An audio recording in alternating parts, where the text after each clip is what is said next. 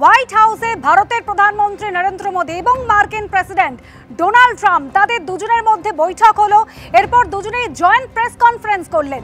একাধিক বিষয় এই দুই শক্তিধর দেশের মধ্যে, এই দুই রাষ্ট্রপ্রধানের মধ্যে কথা হয়েছে। জল আসে না কলে, ঝরঝরিয়ে হরদম জল কেএসবি পাম্প হলে। বিদ্যুৎ সাশ্রয়কারী জার্মান টেকনোলজিতে তৈরি কেএসবি পাম্প। জলের প্রবলেম সেটা আবার কি?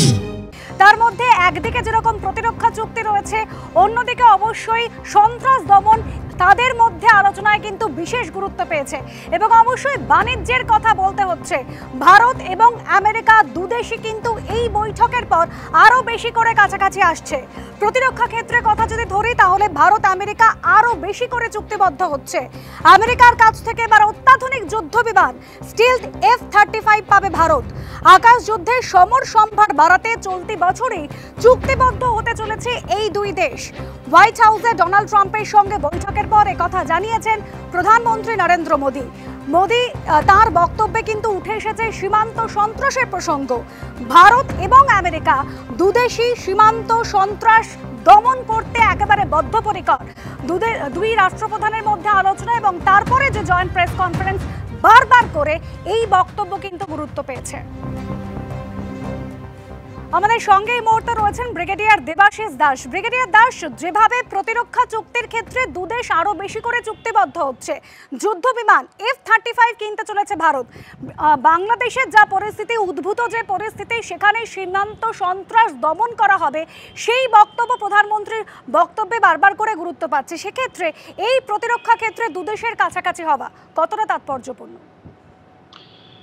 হ্যাঁ, দেখুন, আমরা সবাই অপেক্ষা করছিলাম যে এই দুজন ওয়ার্ল্ড লিডারের মিটিংয়ে আমাদের ভবিষ্যৎ, ভারতবর্ষের ভবিষ্যৎ অনেকটাই নির্ভর করছিল।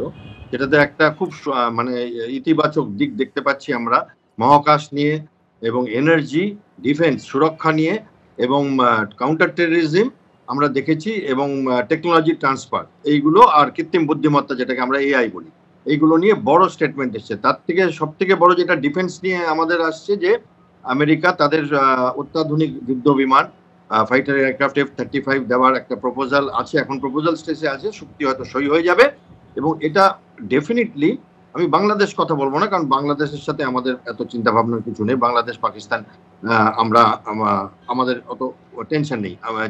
চীনের বিরুদ্ধেও এই যুদ্ধজাহাজ একটি অত্যাধুনিক যুদ্ধজাহাজ, যেটি বিনা ডিটেকশন, রাডার না ধরতে পেরে সব কাজ করতে পারে এবং পৃথিবীর মানে সর্বোত্তম একটি যুদ্ধজাহাজের মধ্যে পড়ে।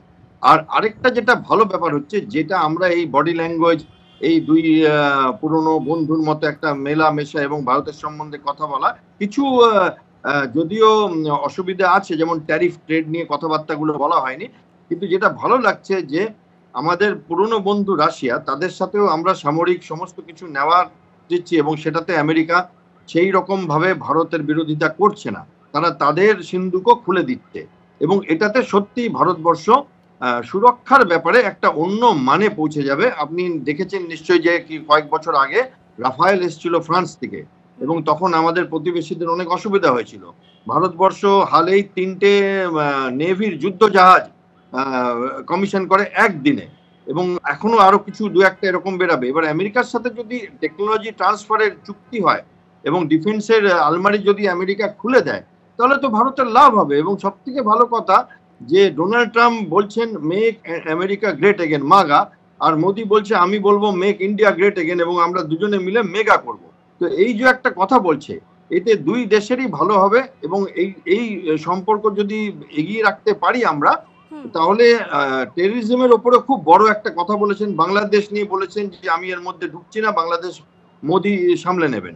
তো এই যে কথাটা একটা ইঙ্গিত দিয়ে দিয়েছে পৃথিবীকে, যে তার সাথে এই আমাদের পৃথিবীর বৃহত্তম গণতান্ত্রিক দেশ ভারতবর্ষ, এবং একটি ইকোনমিক ফিফথ লার্জেস্ট ইকোনমি, এখন বোধহয় 4th হয়ে যাচ্ছে, 4th লার্জেস্ট মিলিটারি, তার সঙ্গে আমেরিকা যে সবকিছুতেই নাম্বার 1, তাদের কি সম্পর্ক, সৌহার্দ্যপূর্ণ সম্পর্ক, সেইটাতে একটা আশার আলো দেখতে পাচ্ছে ভারতবর্ষের প্রতিটি মানুষ।